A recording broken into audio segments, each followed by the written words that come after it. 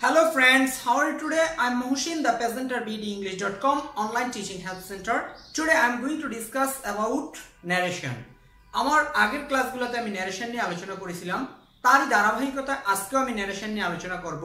সেটা হচ্ছে আজকে করব অবজেক্টিভ এবং এক্সক্লেমেটরি সেন্টেন্সের ডাইরেক্ট থেকে কিভাবে ইনডাইরেক্টে পরিণত করা যায়। তাহলে অবজেক্টিভ সেন্টেন্সের ক্ষেত্রে আমাদের কি করতে হবে? রিপিটিং ভার্ব সেজ টু এর পরিবর্তে উইশ এবং রিপিটিং ভার্ব সেড টু এর পরিবর্তে হবে উইশড। যদি প্রেজেন্ট টেন্স হয় তাহলে প্রেজেন্ট ফ্রম, যদি পাস্ট টেন্স হয় তাহলে হবে পাস্ট ফ্রম। সেখানে হবে কি উইশ অথবা উইশড। এবং রিপিটিং ভার্ব এবং রিপিটেড স্পিচকে কি দ্বারা যোগ করতে হবে? দ্যাট দ্বারা যোগ করতে হবে। আর টেন্স এবং পার্সনের পরিবর্তন ঠিক আগের মতোই। আমরা অ্যাসার্টিভ সেন্টেন্সে যেভাবে টেন্স এবং পার্সনের পরিবর্তন করেছিলাম ঠিক একইভাবে টেন্স এবং পার্সনের পরিবর্তন হবে, আর কোনো কিছুই চেঞ্জ হবে না। তাহলে এখন আমরা দেখি কিভাবে আমরা পরিবর্তন করতে পারি। আজকে হচ্ছে আমি অবজেক্টিভ সেন্টেন্স এবং এক্সক্লেমেটরি সেন্টেন্স নিয়ে আলোচনা করব।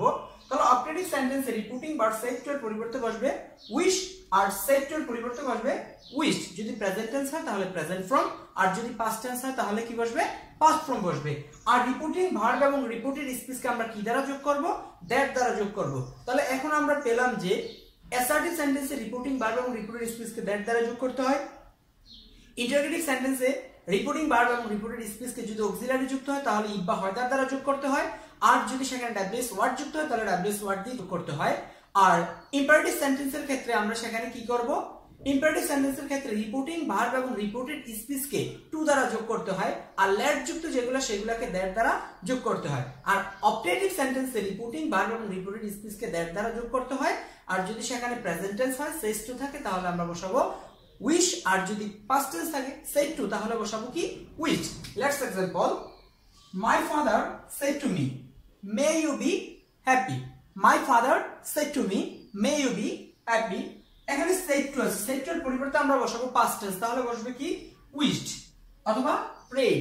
যদি প্রার্থনা করে তাহলে আমি বসাবো প্রেড, আর যদি প্রত্যাশা করে তাহলে বসাবো কি? উইশড। তো মাই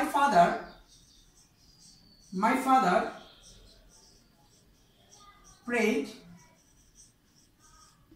that, এই ক্ষেত্রে যে অবজেক্টটা থাকবে সেজ টু অথবা সেড টু এর পরিবর্তে যে অবজেক্টটা থাকবে সেই অবজেক্টটা না বসালো চলবে। My father prayed that, my father prayed that। ঠিক এতটুকু আসার পরে আমাকে খুঁজতে হবে এই রিপোর্টেড স্পিচে এখানে সাবজেক্ট কি? ইউ। ইউ কোন পারসন?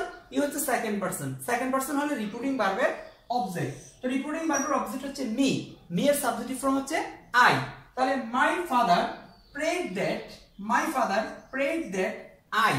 এরপরে এই কথাটা অলওয়েজ মনে রাখতে হবে, এখানে অবজেক্টিভ সেন্টেন্সের ক্ষেত্রে রিপিটেড স্পিচের সাবজেক্টের পরে মে অথবা মাইট বসে। তাহলে my father prayed that I might be happy. তাহলে এর অর্থ হলো my father said to me may you be happy. আমার বাবা বলেছিলেন যে তুমি সুখী হও, আমার বাবা বলেছিলেন তুমি সুখী হও। আর এটা ইনডাইরেক্ট হবে কি? মাই father prayed that I might be happy. আমার বাবা প্রার্থনা বা প্রত্যাশা করেছিলেন যাতে আমি কি হই? সুখী হই। Next sentence, my mother said to me may God help you. আমার মা বলেছিলেন আল্লাহ তোমাকে কি করুক? সাহায্য করুক। তাহলে ঠিক সেম এটাও কি পাস্ট টেন্সে দেওয়া আছে সেড টু, সেড টু এর পরিবর্তে আমরা বসাবো কি? উইশড। My mother wished। আর রিপিটিং ভার্ব এবং রিপিটেড স্পিচকে কি দ্বারা যোগ করতে হয়? অবজেক্টিভ সেন্টেন্সে রিপিটিং ভার্ব এবং রিপিটেড স্পিচকে দ্যাট দ্বারা যোগ করতে হয়। এই ঠিক এতটুকু করার পরে আমাকে খুঁজে নিতে হবে রিপিটেড স্পিচের সাবজেক্টকে। May God help you, may God help you. এখানে দেখা যাচ্ছে যে গড ইজ এখানে সাবজেক্ট। তাহলে এটা যদি আমরা third person singular number count করি তাহলে সেখানে কোনো পরিবর্তন হবে না। তাহলে my mother wished that God might help me.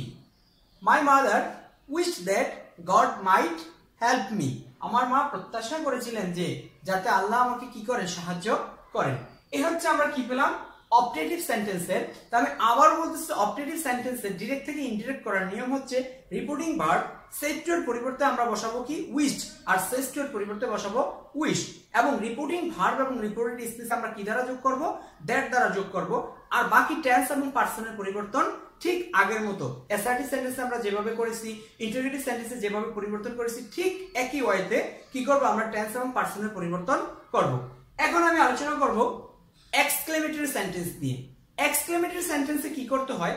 Exclamatory সেন্টেন্সে দুইটা নিয়ম হচ্ছে, যদি সুখের সংবাদ হয়, রিপোর্টিং ভার্ব এবং রিপোর্টেড স্পিচ যাই হোক না কেন, যদি আমরা রিপোর্টেড স্পিচে সুখের সংবাদ পাই, তাহলে সেখানে রিপোর্টিং ভার্বে বসাবো কি আমরা সেড টু অথবা সেড টু এর পরিবর্তে বসাবো exclaim with joy, exclaim with sorrow. যদি সুখের সংবাদ হয় তাহলে বসাবো এক্সক্লেম উইথ জয়, আর যদি দুঃখের সংবাদ হয় তাহলে বসাবো কি এক্সক্লেম উইথ সরো।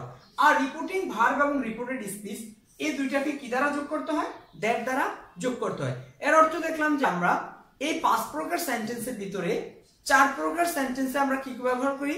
দ্যাট ব্যবহার করে থাকি কিছু না কিছু ক্ষেত্রে। যেমন অ্যাসার্টিভ সেন্টেন্সে আমরা রিপোর্টিং ভার্ব এবং রিপোর্টেড স্পিচকে দ্যাট দ্বারা যোগ করি।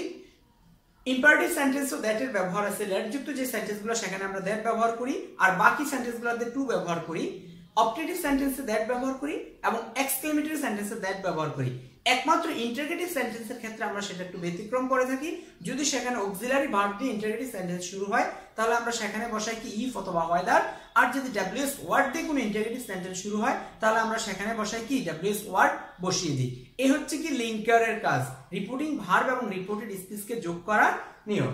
এখন এক্সক্লেমড উইথ জয়, যদি সুখের সংবাদ হয় তাহলে আমরা বসাবো এক্সক্লেমড উইথ জয়, আর যদি দুঃখের সংবাদ হয় তাহলে বসাবো কি এক্সক্লেমড উইথ সরো। এটাও ঠিক একই ক্ষেত্রে, যদি প্রেজেন্ট টেন্স হয় তাহলে প্রেজেন্ট ফ্রম, যদি পাস্ট টেন্স হয় ঠিক পাস্ট ফ্রম। আর রিপোর্টিং ভার্ব এবং রিপোর্টেড স্পিচকে আমরা কি দ্বারা যোগ করব?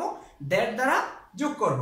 তাহলে আর আরেকটা কথা হচ্ছে, যদি রিপোর্টেড স্পিচের শুরুতে হু, হোয়াট, হাউ এই শব্দগুলো থাকে তাহলে সেখানে আমাকে কি বসাতে হবে? তাহলে গ্রেট, বেরি অথবা বেরি মাছ এই শব্দগুলো ইউজ করতে হবে। যদি রিপোর্টেড স্পিচের শুরুতে হু, হোয়াট, হাউ এই শব্দগুলো থাকে তাহলে এগুলোর পরিবর্তে আমি কি বসাবো? গ্রেট, বেরি অথবা বেরি মাছ এই শব্দগুলো বসাবো। Let's example, he said alas I am undone। he said alas I am undone, সে বলেছিল হায় আমার সব। তাহলে কি হবে? he, এটা কি সুখের সংবাদ না দুঃখের সংবাদ? আমার সব সর্বনাশ হয়ে গেছে, নিশ্চয়ই এটা কি দুঃখের সংবাদ। তাহলে আমরা কি বসাবো? he exclaimed with sorrow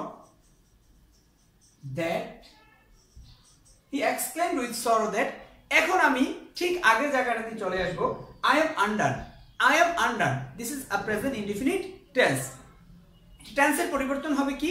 যদি রিপোর্টিং ভার্বে পাস্ট টেন্স হয় তাহলে আমরা টেন্সের পরিবর্তন করব, আর রিপোর্টিং ভার্ব যদি প্রেজেন্ট অথবা ফিউচার টেন্স হয় তাহলে রিপোর্টেড স্পিচের টেন্সের কোনো পরিবর্তন হয় না। সেটা যে কোনো প্রকার সেন্টেন্সের ক্ষেত্রেই, যদি শুধু ইম্পারেটিভ সেন্টেন্সের টেন্সের কোনো পরিবর্তন হয় না। এখন he exclaimed with sorrow that এই সেন্টেন্সে I am undone, এই সেন্টেন্সে I হচ্ছে কি সাবজেক্ট। তাহলে I কোন পারসন? ফার্স্ট পারসন হলে রিপোর্টিং ভার্বের কি অনুযায়ী হবে? সাবজেক্ট অনুযায়ী। তাহলে হি এর পরিবর্তে আমরা কি বসাবো? হি। তাহলে he exclaimed with sorrow that he was undone।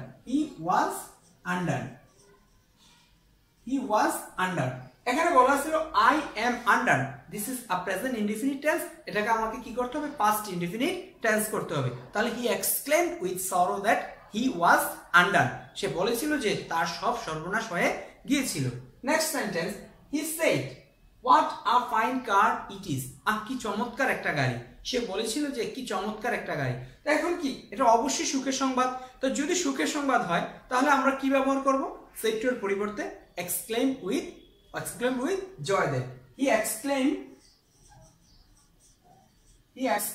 with joy। আর রিপোর্টিং ভার্ব এবং রিপোর্টেড স্পিচকে কি দ্বারা যোগ করতে হয়? দ্যাট দ্বারা যোগ করতে হয়। he exclaimed with joy that what a fine car it is। এখানে বলা ছিল যে যদি রিপোর্টেড স্পিচের শুরুতে হু, হোয়াট, হাউ থাকে তাহলে এগুলোর পরিবর্তে আমরা কি বসাবো? বেরি, গ্রেট অথবা বেরি মাচ। তাহলে he exclaimed with joy that, এখানে সাবজেক্ট হচ্ছে it, তাহলে it এর পরিবর্তে থার্ড পারসন কোনো পরিবর্তন হয় না। পারসনের ক্ষেত্রে যদি থার্ড পারসন থাকে সেটা কি থাকে? আনচেঞ্জ থাকে, কোনো পরিবর্তন হয় না। তাহলে he exclaimed with joy that it was a fine car। এরপরে সর্বশেষ কথা হচ্ছে এই ডিরেক্ট থেকে ইনডিরেক্ট করার সময় যে কোনো প্রকার সেন্টেন্সে হোক না কেন, after converting indirect sentence it's into convert assertive sentence. যখন এটা ডিরেক্ট থেকে ইনডিরেক্ট হয়ে যাবে তখন এটা যে কোনো প্রকার সেন্টেন্সে হোক না কেন এটা সবসময় কি অ্যাসার্টিভ সেন্টেন্সে পরিণত হবে। যেমন he exclaimed with joy that it was a fine car. সে চমৎকারভাবে বলেছিল, সে বিস্ময়ের সাথে বলেছিল যে, সুখের সহিত সে বলেছিল যে কি সুন্দর একটা গাড়ি। এ হচ্ছে আমরা কি ন্যারেশনের ওভারঅল আলোচনা দেখলাম। এই ওভারঅল আলোচনার পরও আমি কি এই ন্যারেশনের 5টা সেন্টেন্স নিয়ে কি করব, একটা রিভিউ করব। সেটা হচ্ছে 5টা সেন্টেন্সকে পাশাপাশি রেখে আমি দেখাবো যে কিভাবে সেন্টেন্সগুলো পরিবর্তন করতে হয়। আমার এই ভিডিওটার পরেই আমি ওই ভিডিওটা করব। সেটা হচ্ছে 5টা সেন্টেন্সকে পাশাপাশি রেখে যে সেন্টেন্সগুলোতে কোন সেন্টেন্সে কোন জায়গাগুলোতে পরিবর্তন হয় সেই পরিবর্তনগুলো নিয়ে আলোচনা করব। আর শিক্ষার্থী বন্ধুরা, অবশ্যই ভিডিওটি যদি তোমার ভালো লাগে তাহলে ভিডিওটি লাইক, শেয়ার এবং কমেন্টস করবে। লাইক, শেয়ার, কমেন্টস করবে এবং তোমার ফ্রেন্ডদের মাঝেও কি শেয়ার করার জন্য চেষ্টা করবে। আর যদি ভিডিওতে কোনো প্রবলেম হয়ে থাকে বুঝতে, তাহলে অবশ্যই কমেন্টস করে জানাবে এবং তুমি কোন জায়গা থেকে ভিডিওটি দেখতেছো তোমার কমেন্ট্রি বক্সের নিচে সেটা লিখে দিবে। ওকে।